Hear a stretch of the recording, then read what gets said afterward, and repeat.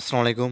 পঞ্চম শ্রেণীর প্রিয় শিক্ষার্থীরা, তোমাদের বাংলাদেশ ও বিশ্ব পরিচয় ৫ নাম্বার পৃষ্ঠা এবং ৬ নাম্বার পৃষ্ঠার যে ছক দুটি দেওয়া আছে। তো এই পৃষ্ঠাগুলোর যে ছক এখানে কি লাগবা সেটা অনেকেই জানতে চেয়েছো। জাস্ট তোমাদেরকে দেখিয়ে দিচ্ছি কি লিখতে হবে।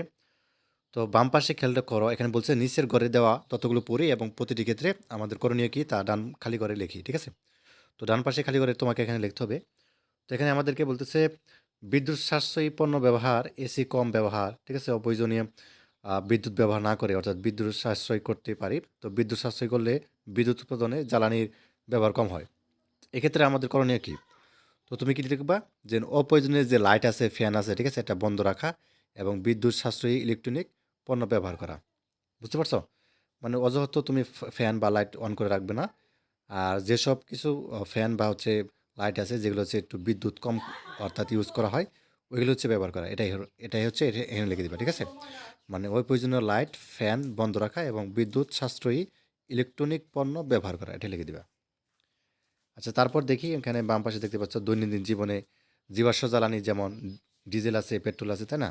অকটেন আছে, গ্যাস অধিক মাত্রা ব্যবহার করা হয় যাতে বায়ুতে কার্বন ডাই অক্সাইড বেড়ে যায়, তাপমাত্রা বৃদ্ধি পায়, জলবায়ু পরিবর্তন ঘটায়। তো আমাদের করণীয় কি?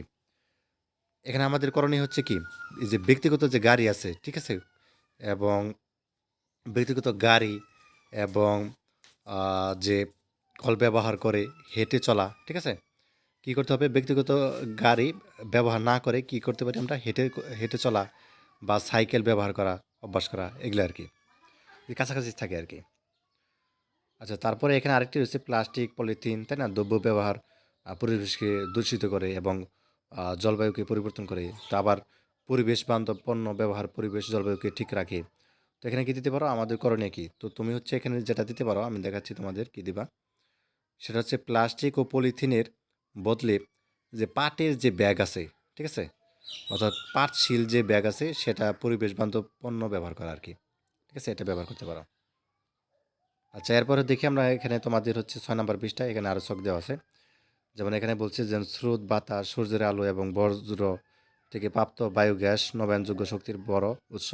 এই শক্তি পুনরায় ব্যবহার করা যায় এবং তা পরিবেশ বান্ধব, জলবায়ুর স্বাভাবিকতা রক্ষা করে। তো আমাদের করণীয় কি? তো তুমি লিখবা যে যে সৌর বিদ্যুৎ আছে, ঠিক আছে, অর্থাৎ বায়োগ্যাসের মতো নবায়নযোগ্য শক্তির ব্যবহার বৃদ্ধি করা, এটা লিখে দিবা।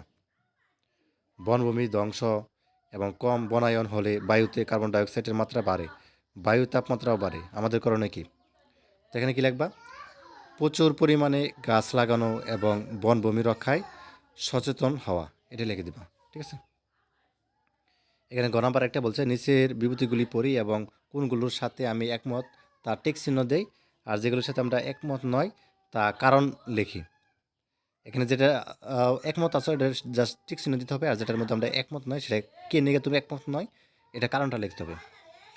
এখন বলো, এই যে এটা জলবায়ু পরিবর্তন রোধে বেশি বেশি গাছ লাগাতে হবে, হ্যাঁ এটা আমি একমত, জাস্ট টিক চিহ্ন দিয়ে দিলাম আর লিখলাম একমত। ঠিক আছে?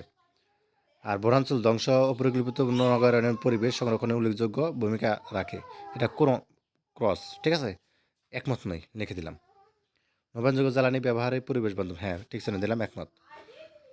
আর মোটর গাড়ি ব্যবহার না করে সম্ভব হলে হাঁটা এবং সাইকেল চালানোর অভ্যাস করতে হবে, হ্যাঁ ঠিক চিহ্ন একমত। আর জ্বালানির জন্য কাঠ ও কয়লার ব্যবহার বৃদ্ধি করতে হবে, এটা ক্রস, ঠিক আছে, একমত নয়। তো মোটামুটি এই ছিল তোমাদের ৫ এবং ৬ নাম্বার পৃষ্ঠার সমাধান। ঠিক আছে? তো পরবর্তী তোমাদের অন্যান্য পৃষ্ঠার সমাধান দেওয়া হবে। ইতিমধ্যে তোমাদের ইংরেজি, গণিত সব কিছুর সমাধান দেওয়া আছে। ঠিক আছে? ধন্যবাদ সবাইকে। সবাই দেখে নিবা, আর যে জাতীয় চ্যানেলটি অবশ্যই সাবস্ক্রাইব করে রাখবা।